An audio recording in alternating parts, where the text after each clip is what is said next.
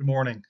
My name is Peppard-Kramer, and today I'll be presenting my research on the impact of the Biologics Price Competition and Innovation Act, or BPCIA, on the pharmaceutical patenting activity. This study explores the broader question of whether patent laws ultimately foster or hinder innovation, using the BPCIA as a specific case study.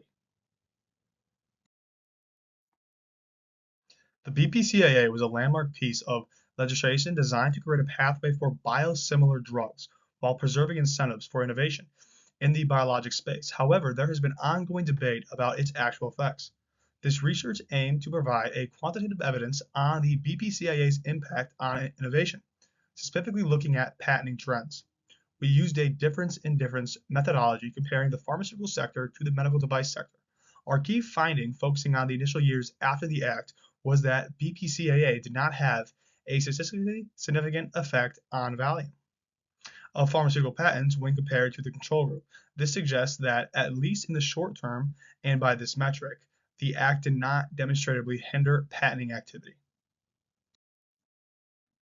The pharmaceutical industry is vital, but innovation comes at a high cost, both in terms of R&D and navigating regulations. Patents are the traditional tool to incentivize these investments. However, there's a persistent question. Do these protections go too far, potentially stifling further innovation or making medicines unaffordable? The BPCAA, enacted in 2010, was an attempt to strike a new balance, specifically for biologic medicines, which are complex and expensive to develop.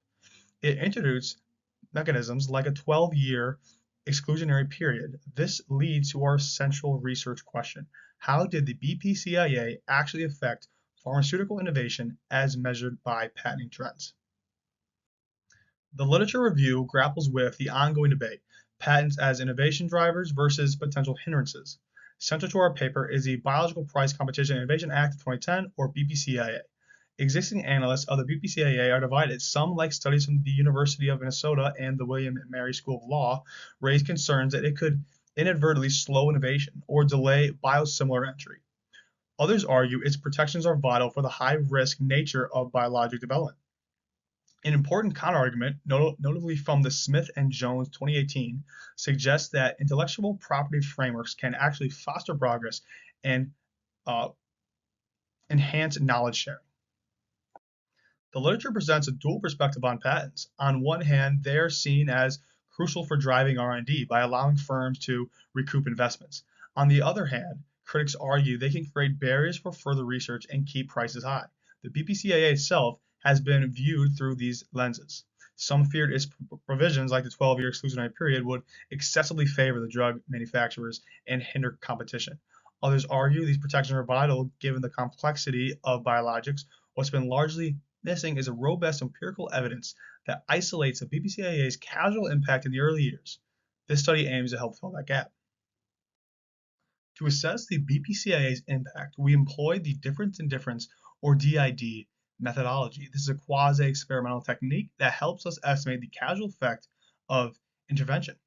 In this case, the BPCIA, we compared the pharmaceutical sector, which was directly affected by the act, to the medical device sector, which is also FDA regulated but was not the BPCIA's target.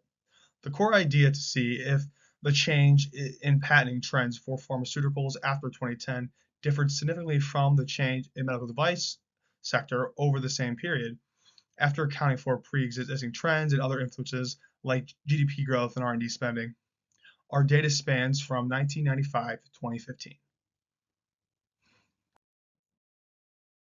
The data primarily comes from the USPTO for patent counts, supplemented by the information from the FDA, CBO, and MedPAC. Before diving into the DID, we looked at simple trends.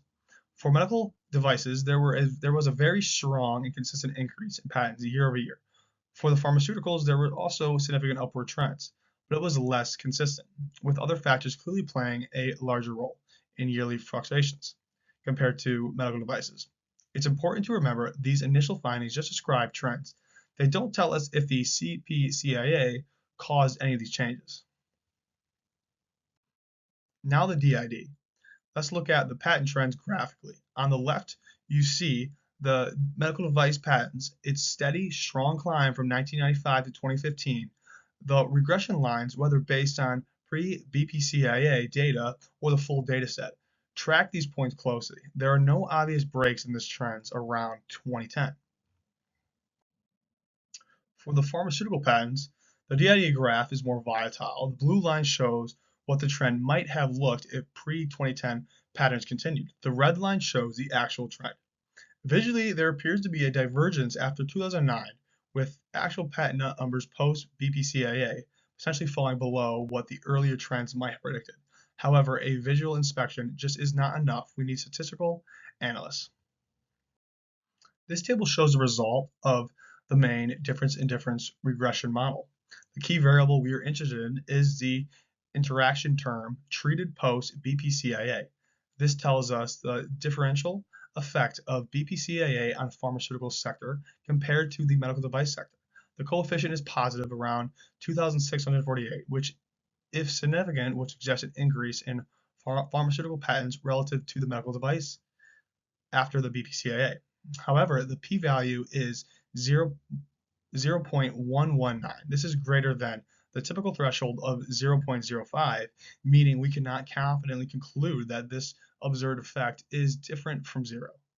In other words, the BPCIA did not have a statistically significant impact on the number of pharmaceutical patents relative to the medical device patents within our study period and model.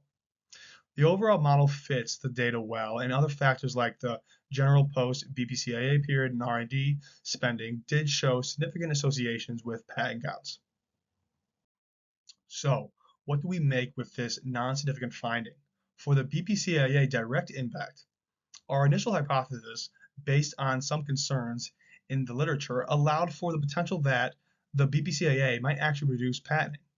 Our results do not support that for this time frame and metric. The lack of statistically significant effect suggests that the BPCIA didn't cause any immediate drastic downturn in the pharmaceutical patenting compared to our control group.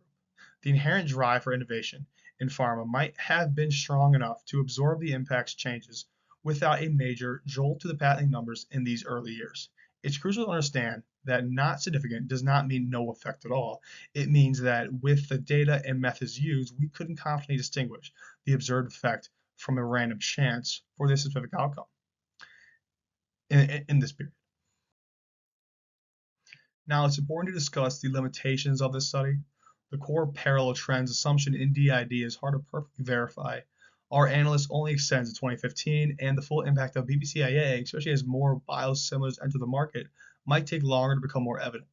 Also, patent counts are proxy for innovation. The act could affect the quality or type of innovation in ways not captured here. The choice of medical device as a control group, while reasoned, is not perfect. One puzzling result was the negative coefficient for R&D spending in our model, which is counterintuitive and suggests a need for further explanation of the data. Further research could strengthen these findings by using a different control group, extending the time frame, or looking at other innovation metrics. In conclusion, this research did not find any statistical significance effect of the BPCIA on volume of pharmaceutical patents when compared to the medical device sector in initial years after the passage, using the data up to 2015. This suggests that the dire prediction of immediate collapse of patent activity did not materialize. For policymakers, this is a complex piece of information, indicates that the BPCIA did not cause an instant shock to the particular innovation metric, but the fundamental challenge of balancing incentives for new discoveries with access to competition remains. We must remember that patent volumes is a one and only part of innovation picture, and a longer-term effect across various dimensions need continuous monitoring. This study offers an empirical piece to a much larger puzzle, emphasizing the importance of evidence-based evaluation for policies that shape our healthcare. Thank you for listening to my presentation. This has been my project for my economics capstone, EC499 at John Carroll.